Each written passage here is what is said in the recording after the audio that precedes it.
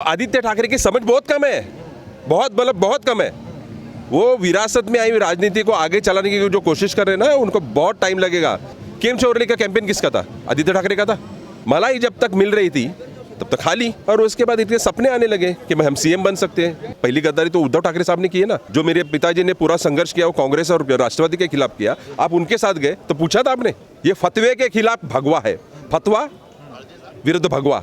उद्धव ठाकरे साहब को ऐसा लगता होगा सिर्फ उनके पास ही दिमाग है और वही सियासी राजनीति करते हैं कि सब लोग करेंगे। चुनाव प्रचार अब चरम पर पहुंच गया है। महाराष्ट्र में, मुंबई में स्पेशली हम बात कर रहे हैं। उद्धव ठाकरे जी के सुपुत्र आदित्य ठाकरे जी ने मनसे पर तीखी टिप्पणियां की हैं। पहली बात तो ये कहते हैं कि जैसी चुनाव आते हैं, चुनाव आने के 3 महीने पहले मनसे को जाग आती है, नींद से उठते हैं। इस पर क्या प्रतिक्रिया देंगे? जिनके पिताजी कोरोना काल में गुनगुना पानी पियो, हाथ धो, 2 साल उन्होंने जो मंत्रालय है वो घर से चलाया, उनको क्या पता कि रास्ते पर उतरकर लोगों की समस्याओं के लिए क्या करना है। देखिए कैसे है ना कि आदित्य ठाकरे जी कैसे है ना कि गोल्डन स्पून लेकर जन्म लिया उन्होंने, उनको लोगों की जो दिक्कतें वो पता नहीं है। तो उद्धव ठाकरे जी को तो और पता नहीं है। जो उनको विरासत में मिला वो आगे चला रहे। हम जो है हमारे बलबूते पर, राज साहब ने जो अपने बलबूते पर जो ये जो पार्टी खड़ी की है और महाराष्ट्र अपने डंका बजाया। अब डंका देश में बज रहा है, महाराष्ट्र की छोड़िए, डेक में बज रहा है। आप तो नेशनल चैनल हो, आज महाराष्ट्र में आप आए हो और मुंबई स्पेशली आए हो तो किसके लिए आए हो? राज ठाकरे साहब के विचार सुनने आए ना। सर, दूसरी चीज़ ये कहने लगे हैं कि मनसे जो कि पहले महाराष्ट्र के भूमिपुत्रों की बात करती थी, अब गुजरात के भूमिपुत्रों की बात करती है, गुजरात के भूमिपुत्रों के लिए काम कर रही हैं। किसने कहा ये? आदित्य ठाकरे जी का ये कहना है। जिन्होंने केमचो वर्ली का कैंपेन किया, केमचो वर्ली। देखिए ये मोदी साहब आए थे लोकसभा के चुनाव में, तब राज साहब ने क्या मांग की थी कि मराठी को अभिजात दर्जा दो, मिल गया। शिवसेना ने इतने साल 25 साल वो कहते हैं कि हम युति में थे, हम कोalition में थे, क्या किया उन्होंने? केमचो वर्ली का कैंपेन किसका था? आदित्य ठाकरे का था। आदित्य ठाकरे का था ना।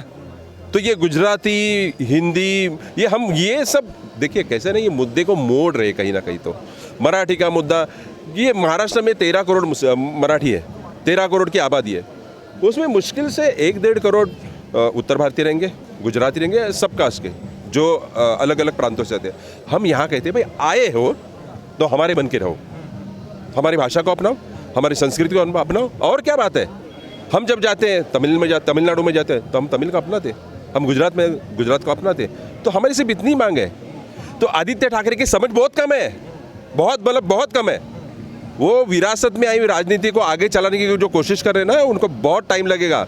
आप जरा वो ठाकरे सरनेम बाजू में रखिए और उतरिए जमीन पर और करके दिखाइए। सर, मगर उनका कहना ये है यहाँ पर से जो उद्योग धंधे थे वो कितने तो गुजरात में चले गए, इस पर तो कोई कुछ नहीं कह रहा है। 2014 से 19 तक पावर में कौन था? भारतीय जनता पार्टी, शिवसेना। तब तो आप रिजाइन बोलते हैं, हम सब मंत्री बोलते हैं रिजाइन जेब में है। क्या कर रहे थे? मलाई जब तक मिल रही थी तब तक खाली। अब मलाई मिली, उसके बाद साथ में इलेक्शन लड़े और उसके बाद इतने सपने आने लगे कि हम सीएम बन सकते हैं। जो आंकड़े आ गए 2019 में, देखिए कैसे भारतीय जनता पार्टी और शिवसेना का कोalition था। आपने वोट क्या मांगे? बराबर है, वोट मांगे भारतीय जनता पार्टी और शिवसेना दोनों मिलकर वोट मांगे। 1 करोड़ 21 लाख वोट थे बीजेपी के, 90 लाख वोट थे शिवसेना के। तो 2 करोड़ 11 लाख वोट थे शिवसेना और बीजेपी के। कांग्रेस और राष्ट्रवादी के थे 1 करोड़ 80 लाख। मेजॉरिटी किसको, मैंडेट किसको मिला था? तो जब ये बोलते हैं गद्दार, अभी एकनाथ शिंदे के जो भी गए गद्दार, पहली गद्दारी तो उद्धव ठाकरे साहब ने की है ना। आप जाकर पूछे थे, जो 2 करोड़ 11 लाख लोग थे, उनको जाकर पूछे थे कि मैं इनके साथ जा रहा हूँ? जो मेरे पिताजी ने पूरा संघर्ष किया वो कांग्रेस और राष्ट्रवादी के खिलाफ किया, आप उनके साथ गए तो पूछा था आपने? नहीं पूछा था। तो ये आदित्य ठाकरे हो, इनको आइडियोलॉजी से भटक गए।